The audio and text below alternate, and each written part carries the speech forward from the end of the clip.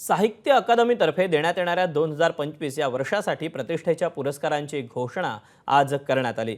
देशातील मान्यताप्राप्त 24 भाषांमधील उत्कृष्ट साहित्य कृतींना यंदाचे साहित्य अकादमी पुरस्कार जाहीर झाले असून मराठी भाषेतील काळ्या निळ्या रेषा या आत्मकथेसाठी लेखक राजू बाविस्कर यांना पुरस्कार जाहीर झाला।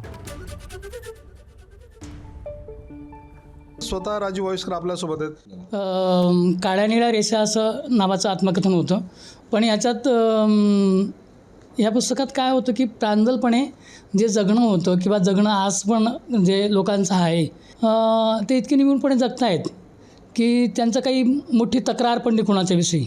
मला लहानपणापासून मी त्यांच्यात जन्माला झालेलो आहे, त्याच याच्यात कुटुंबात आणि त्या परिसरात मी जन्माला आलो आहे। तो परिसर पण त्याच पद्धतीचा गावगाड्या म्हटला की एकच गाव काही नाही, अशा सगळ्याच गावांमध्ये सारखाच माहोल असो।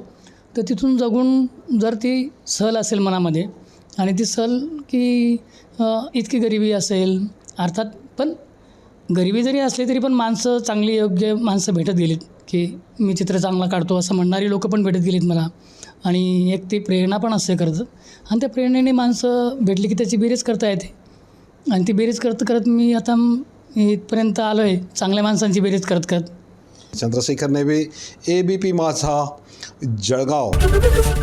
ABP माझा, उघडा डोळे बघा नीट।